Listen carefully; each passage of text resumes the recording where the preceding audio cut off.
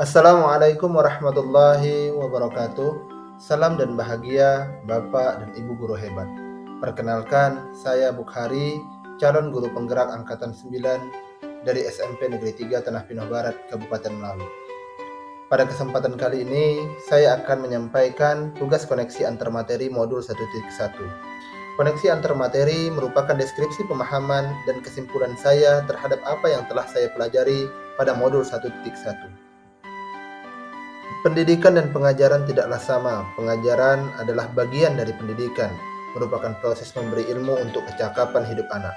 Sedangkan pendidikan pada hakikatnya adalah menuntun segala kodrat yang ada pada anak agar mereka dapat mencapai keselamatan dan kebahagiaan yang setinggi-tingginya, baik sebagai manusia maupun sebagai anggota masyarakat. Pendidikan menciptakan ruang bagi murid untuk bertumbuh secara utuh agar mampu memuliakan dirinya dan orang lain, serta menjadi manusia yang mandiri. Sebelum mempelajari modul ini, saya memahami dan meyakini paling tidak 4 hal.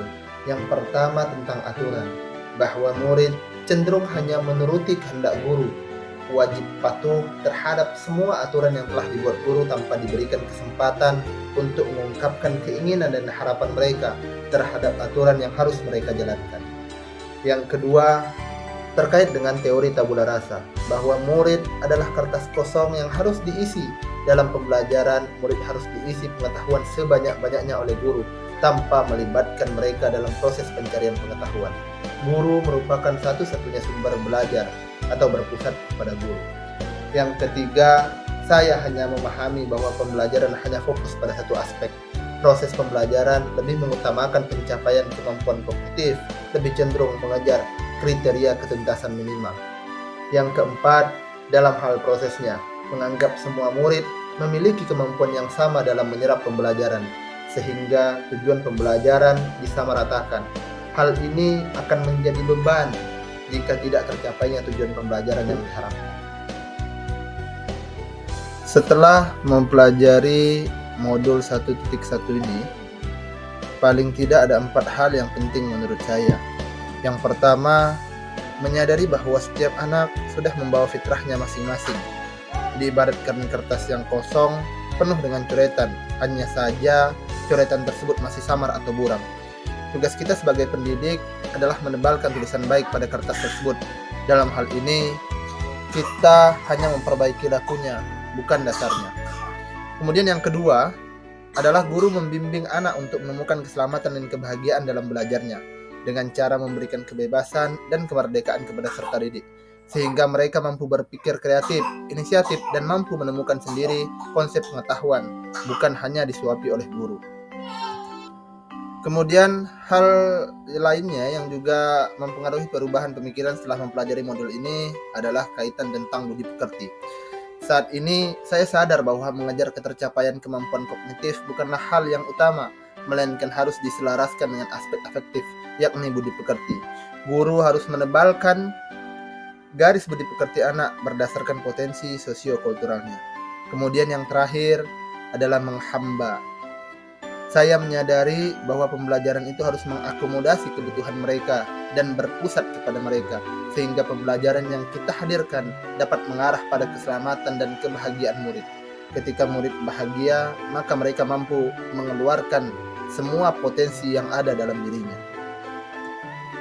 Kegiatan yang dapat saya lakukan di kelas agar menjadi lebih baik sesuai dengan filosofi Ki Hajar Dewantara adalah yang pertama, membuat kesepakatan kelas. Kesepakatan kelas ini dibuat sebagai wujud komitmen untuk mewujudkan kemerdekaan dalam belajar. Yang kedua, menerapkan pembelajaran yang berpusat kepada murid dengan memberikan keterlibatan peserta didik dalam setiap proses pembelajaran, menghargai minat dan kebutuhan mereka. Hal berikutnya yang juga dapat saya lakukan adalah merancang kegiatan yang menarik dan kontekstual dengan menghadirkan pembelajaran yang bermakna dan sesuai dengan keadaan yang mereka temui di lingkungan mereka masing-masing. Dan yang terakhir adalah melakukan refleksi setiap akhir pembelajaran. Hal ini saya lakukan untuk mengetahui informasi positif dan negatif mengenai pembelajaran yang telah dilakukan. Berikut ini proses pembelajaran yang mencerminkan filosofi Ki Hajar Dewantara. Yang pertama adalah menerapkan pembelajaran yang berpusat kepada murid. Murid merekonstruksi sendiri pengetahuannya, kemudian belajar untuk mampu mengkomunikasikannya melalui kegiatan presentasi. Selanjutnya, melibatkan murid dalam pembentukan aturan atau kesepakatan kelas, mengapresiasi harapan dan keinginan mereka. Dalam prosesnya, saya juga berupaya untuk menebalkan budi pekerti murid, utamanya dalam hal nilai religius, yakni dengan berdoa setiap memulai dan mengakhiri pembelajaran. Upaya menebalkan laku dan budi pekerti murid tidak hanya dilakukan dalam ruang kelas. Saya juga menginisiasi berbagai kegiatan praktik baik, salah satunya adalah sholat zuhur berjamaah dan penyampaian ceramah singkat oleh siswa secara bergantian. Demikianlah koneksi antar materi modul 1.1 Filosofi Ki Hajar Dewantara yang dapat saya sampaikan. Sekian, wassalamualaikum warahmatullahi wabarakatuh.